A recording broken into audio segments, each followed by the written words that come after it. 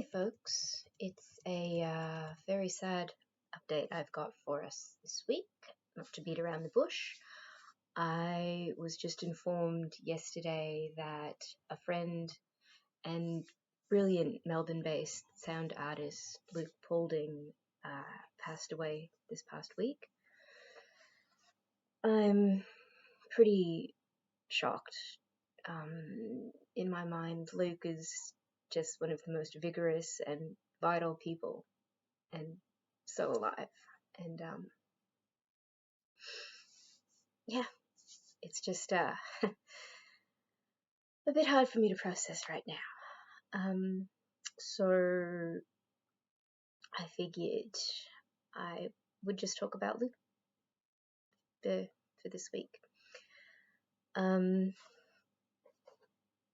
Why don't I actually read a bit about Luke from one of his web bios, actually, that will perhaps provide a bit of an idea of the kind of loss that everybody's facing right now, because he really was an amazing human. And yeah. Anyway, Luke Paulding, born 1987, is swiftly emerging as a prominent voice in Australia's younger generation of composers. His music has been performed in the UK, Ireland, France, Italy, Singapore, and across much of Australia by ensembles such as Elysian Ensemble, Speak Percussion, Ensemble Linnea, Namaste Lamanic Modern Ensemble, Ensemble Interface, Quiver, New Music Ensemble, Kupka's Piano, as well as the Tasmanian and Melbourne Symphony Orchestras, with radio broadcasts on ABC Classic FM and 3MBS Fine Music.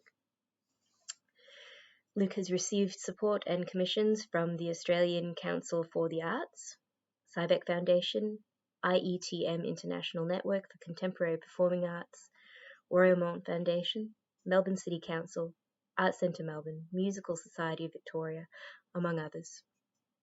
Passionate about exploring other art forms, Luke has collaborated on projects for the Melbourne Theatre Company, Malthouse Theatre, Melbourne Queer Film Festival, Theatre Works, Aphids and Chambermaid Opera, and has attracted Green Room Award nominations for his original sound design in theatre. From notated compositions through to subterranean sound installation and collaborative art projects, Luke's music has featured at Melbourne International Arts Festival, Edinburgh Festival, Metropolis New Music Festival, Castlemaine Arts Festival, and Totally Huge New Music Festival. Also a trained pianist and tubist, Luke is a founding member and co-director of New Music Ensemble, Quiver, dedicated to innovative performances of contemporary art music. Luke graduated from the Victorian College of the Arts in 2010 with numerous awards, including the Marion Isabel Thomas Estate Award and Athenaeum Prize.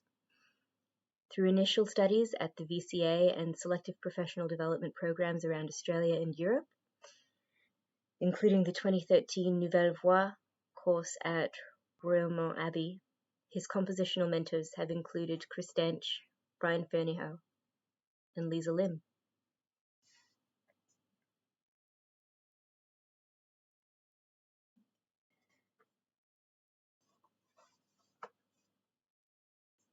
Luke and I first met actually training martial arts together.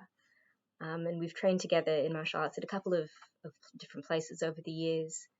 And like I said, he was always one of the most vigorous and vital people to be around. And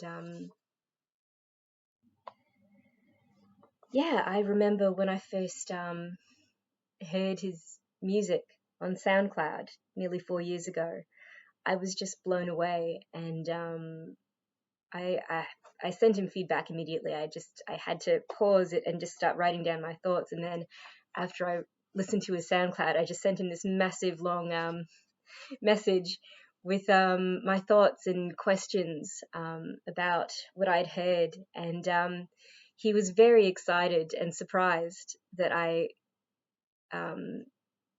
reacted the way I did and took what I did from it. And we had a great little chat, and he said that he was going to get back to me about all of the other questions at some point.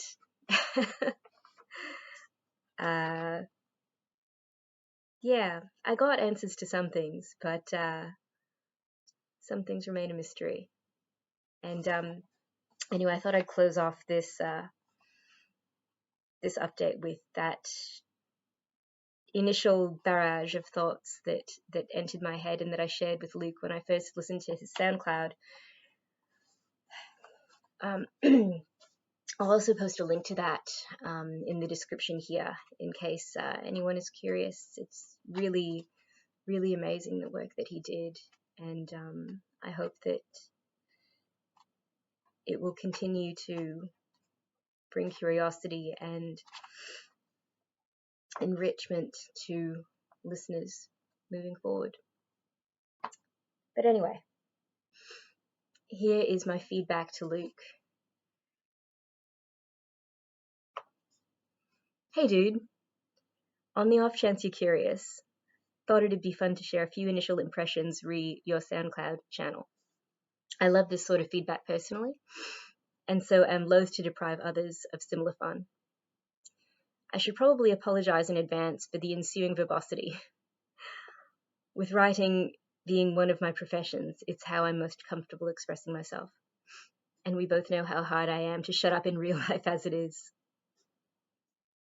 Overall, have I mentioned mind blown? Flabbergasted at how truly gifted you are, bro. If you've ever got any performances or other pieces coming up, I'd love to come support you if able. Other random thoughts. 1. Being an incurable word dork, was often intrigued by your title choices and would love to know more about your naming convention / approach. 2.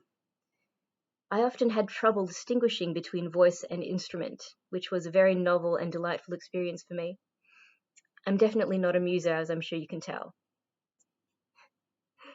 3. I noticed a trend. You seem to incorporate a break or few moments of semi-silence about 75 to 80% of the way through most of the pieces. What do these pauses signify? Or am I just imagining this pattern? On Jupiter dreaming. Who is dreaming, Jupiter or the listener? It's a fitful, active dream. Disjointed? Like dream logic, where it's all fully rational only when self-contained in its own reality. Can flex somewhat to accommodate new reality elements, accepted truths, but its flexibility and memory are finite, as dictated by the dreaming consciousness, who is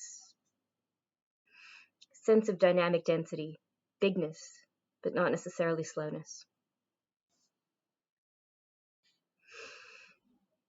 On resting state patterns.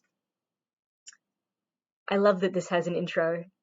You've got that radio broadcaster voice down pat, mate. This is also probably my second favorite of the pieces on your channel. So many layers and connections and pattern options. You're just spoiling the listener now. But where is this criticality at which the patterns emerge? How are you defining it? Is it the time-space nexus at which their wavefronts meet, i.e. a pattern can only be observed at the point it is destroyed?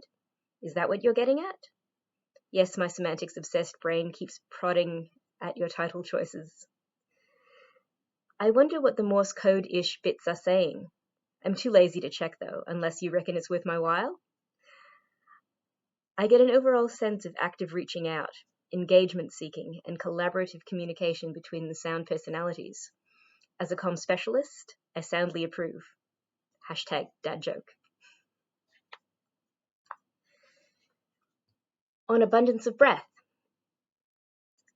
Funny how the mind automatically darts to the closest familiar experience.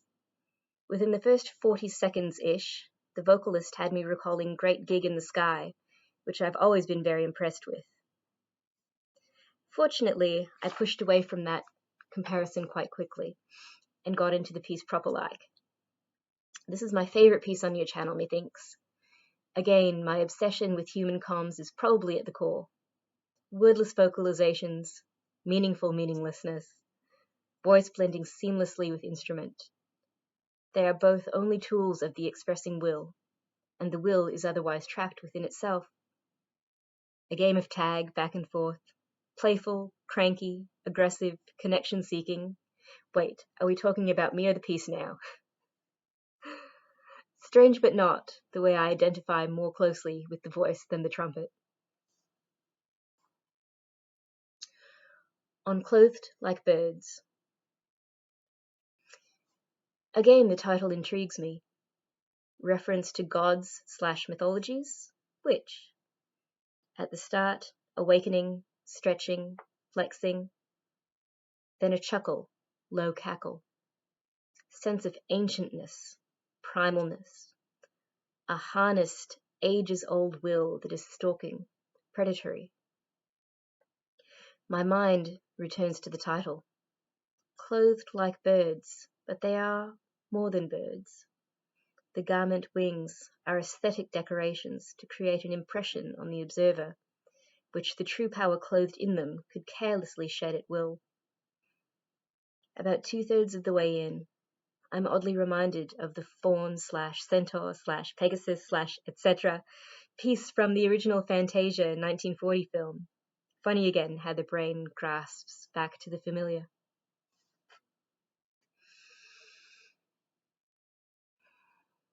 On Where Dust Is. I actually found it remarkably hard to move past the cover image that you selected for this piece, and to try to listen to it without letting that visual color it. I still don't think I've managed that after multiple listens. It very much has primed my sensation of the piece. The narrative in my head goes as follows. A female protagonist is journeying through this place in the image, and the music accompanies what she encounters, the people, scenes. Confusion, distress, solace-seeking, jadedness, grief, weariness. She has various conversations with the other instruments, and then moves on. Ambient sound impressions, scraping of metal, screeching of rats. She falls asleep, wakes slowly, and then continues on towards the end. On Ere a Bright Shadow. Quickly awakening awareness, bright, delicate, flitting, tentative, investigatory, hesitant at first, then more bold, almost playful, observing. This piece was the most ambiguous one for me. At the end, I felt a strange sense of unresolvedness.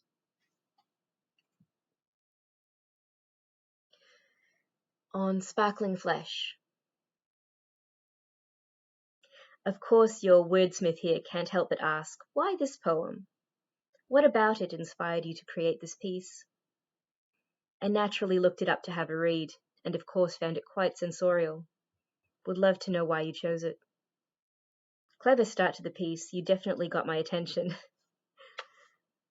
I thought it was a didgeridoo at first. As the piece progresses, attention is continually shifting, exploring different elements of the fountain and its surrounds.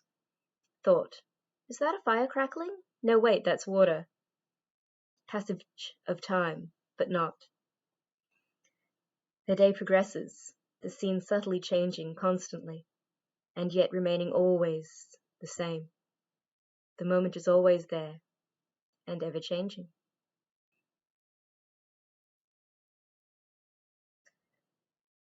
On Tubas Have Feelings Too. I think this is my third favorite piece. I find it so remarkably relaxing. Reckon I could meditate to this and go some really great places, bro. Such beautiful blending. Speaking of blending,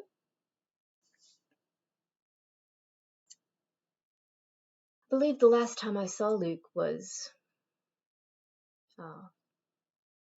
2 or 3 years ago now. Lockdowns, right? And we were out at Boilermaker with some friends. It's a kind of whiskey bar in the Melbourne CBD. And he'd bought me a glass, and I was trolling him, as you do with your friends, right? And trying to pretend jokingly that I didn't like it. He wasn't buying it, or he was, but a bit indignant. And anyway, it was a lot of laughs, and I had resolved to make up for my teasing by buying him another whenever we ended up going out next. The internet counts.